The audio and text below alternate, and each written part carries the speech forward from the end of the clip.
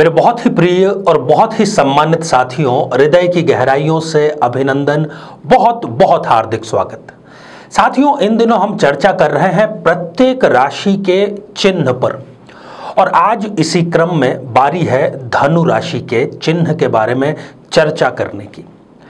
क्यों ये चिन्ह चुना गया और क्या इसकी सार्थकता है, क्या ये संदेश प्रदान करता है और क्या इससे कोई हम जीवन को बेहतर बनाने वाला उपाय कर सकते हैं, इन सभी के बारे में चर्चा करें। इससे पहले एक बेहद जरूरी सूचना कि हम हमारे प्रत्येक एपिसोड के अंत में किसी न किसी जातक के प्रश्न का उत्तर देते हैं, और ये प्रश्न हमें प्राप्त होते हैं आप लोगों के ही द्वारा YouTube कमेंट के माध्यम से।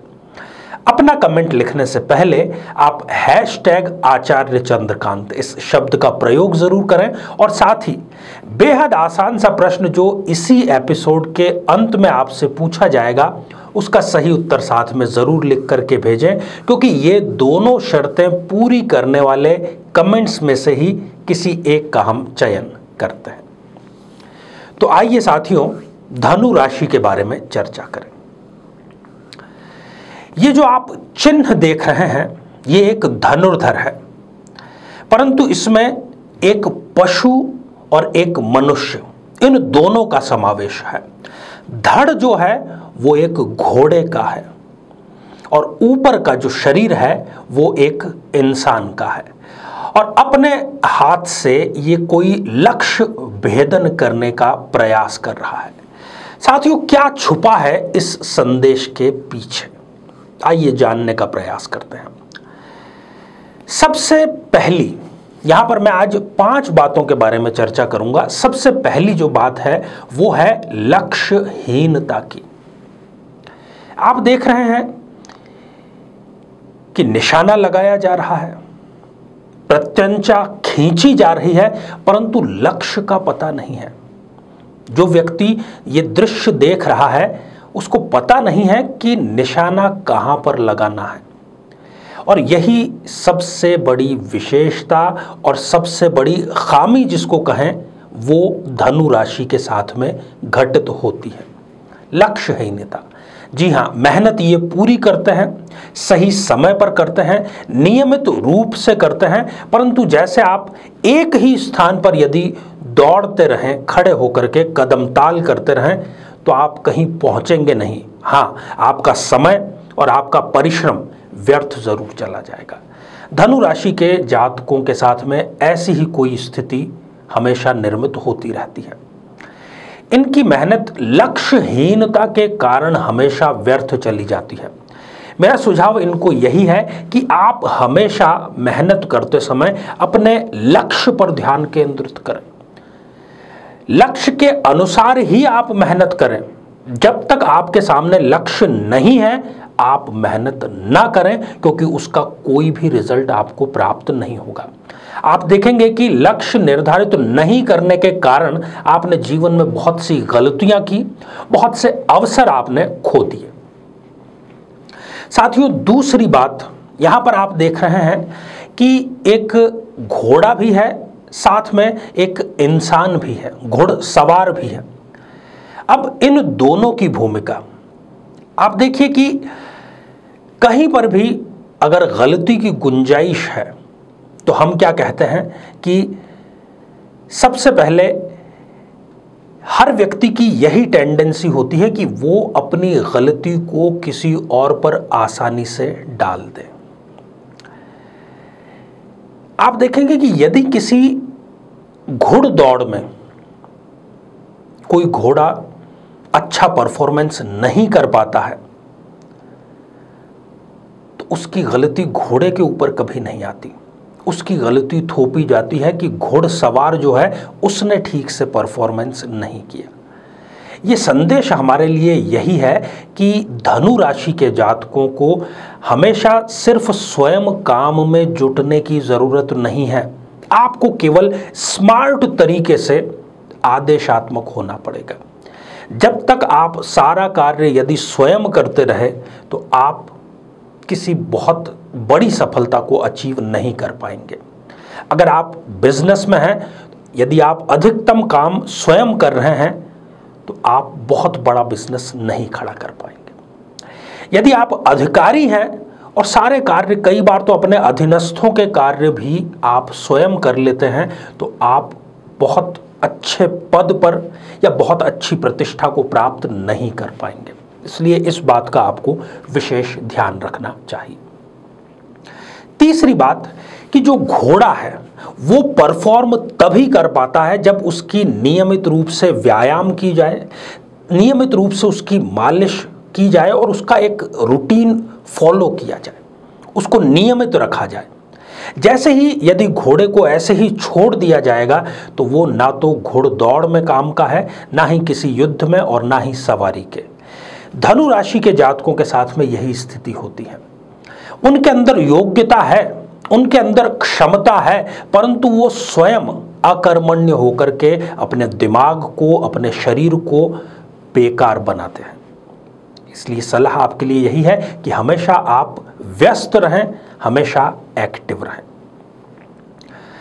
साथियों, चौथी सबसे बड़ी बात कि घोड़े के बारे में, आपने घोड़ा और इंसान, इन दोनों का जो है वो जबरदस्त कॉम्बिनेशन है पिछले कई हजार वर्षों से, और मनुष्य की सभ्यता को आगे बढ़ाने में घोड़े का बहुत बड़ा योगदान है। यदि मैं महाभारत की यहाँ पर बात करूं तो आपने एकलव्य के बारे में जरूर सुना होगा। वो एक धनुर्धर थे और अर्जुन भी एक धनुर्धर थे, पर दोनों में फर्क क्या था? दोनों में फर्क ये था कि एक को अपना अंगूठा गुरु दक्षिणा में प्रदान करना पड़ा, और इस वजह से अगर उसको दूसरे शब्दों में कहें तो उनका धनुर्धर के रूप में करियर वहीं पर समाप्त हो गया। क्यों? क्योंकि जो गुरु थे वो द्रोणाचार्य अर्जुन के पक्षधर थे, ना कि एकलव्य के पक्षधर। कहने का अर्थ यही है कि यदि धनु राशि के जो जातक हैं वो यदि अपने गुरु का सकारात्मक साथ प्राप्त करने में सफल रहते हैं तो वो जीवन में निरंतर सफलता प्राप्त करते रहेंगे। यदि वो गुरु का ही तिरस्कार करना प्रारंभ कर देंगे, गुरु की अवहेलना करना प्रारंभ कर देंगे, चाहे जानते हुए या अनजाने में, तो उनको कभी सफलता प्राप्त नहीं हो पाएगी। ये संदेश हमें इस चिन्ह से अवश्य प्राप्त करना चाहिए। फिर आप देख रहे हैं कि ये जो घोड़ा है ये कोई जंगली घोड़ा नहीं है, ये एक सामाजिक घोड़ा हम इसको कह सकते हैं, क्योंकि ये धनुर्धर साथ में है। घोड़ा जो है वो जंगल में किसी के काम का नहीं है। यदि घोड़े पर बैठ करके युद्ध किया जाए तो युद्ध में यदि जीत या हार होती है तो वो उसके सवार की होती है, घोड़े की नहीं होती। यदि घुड़दौड़ में जो घोड़ा है वो फर्स्ट आता है या लास्ट आता है, उसमें जीत का जो इनाम है वो घोड़े को नहीं मिलता, वो मिलता है जिसने उस पर पैसा लगाया है उसको। यदि एक स्थान से दूसरे स्थान पर जाना है किसी घोड़ा गाड़ी में या घोड़े पर सवार होकर के, तो वो घोड़े को नहीं जाना है, उसके सवार को जाना है। ये सारी बातें क्या इंगित करती हैं? ये सारी बातें यही इंगित करती है कि धनु राशि के जो जातक हैं उनको हमेशा इस बात पर बहुत गहराई से सोचना चाहिए कि क्या कहीं उनका गलत प्रयोग तो नहीं किया जा रहा, कहीं उनका इस्तेमाल तो नहीं किया जा रहा। इसलिए आपको अपना इस्तेमाल होने से रोकना पड़ेगा। यदि आप हमेशा किसी न किसी के इस्तेमाल में आ रहे हैं, आपको एक्टिवली इस पर सोचना पड़ेगा और निष्कर्ष पर पहुंचना पड़ेगा। तो साथियों, आप इन सभी बातों का जरूर लाभ उठाइए अपने जीवन को बेहतर बनाने के लिए। आइए साथियों, अब हम बात करें कि किस आराध्य देव की आराधना धनु राशि के जातकों को करनी चाहिए। धनु राशि के जातकों को विष्णु भगवान की आराधना हमेशा करनी सफलतादायक रहेगी। अब हम बढ़ते हैं आज के हमारे कमेंट के चरण की ओर।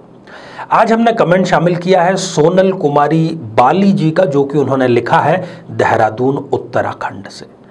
सोनल जी, आपने लिखा है कि शादी को 2.5 वर्ष हो चुके हैं, 8 साल माफ़ कीजिएगा 8 माह की संतान भी है आपके, परंतु अभी जो है दाम्पत्य जीवन में खटास के कारण आप अपने मायके में हैं और कोर्ट केस जो तलाक का है वो भी जारी है। सोनल जी, आप दोनों की, आपके पति की और आपकी जन्म पत्रिका के विश्लेषण के बाद में एक बात तो पुख्ता तौर पर कही जा सकती है कि कुंडली जो मिलान हुआ है वो बहुत ही त्रुटिपूर्ण हुआ है, इसी वजह से आप उसका भुगतान कर रहे हैं। मैं आपको यही सलाह दूंगा कि आप किसी भी सोमवार से प्रारंभ करके शिवलिंग पर पंचामृत का अभिषेक जरूर करें। सोमवार से प्रारंभ करके फिर लगातार मंगल बुध इस प्रकार से लगातार 21 दिनों तक ये कार्य करें प्रातःकाल, और ईश्वर ने चाहा तो जो तलाक की नौबत आपके आ गई है वो नौबत दूर हो जाएगी। अब आज का बेहद ही आसान सा प्रश्न कि धनु राशि के जातकों को किस आराध्य देव की आराधना करनी चाहिए। साथियों, श्रृंखला हमारी जारी है। आप सभी स्वस्थ, समृद्ध और शांतिपूर्वक जीवन व्यतीत करें। नमस्कार।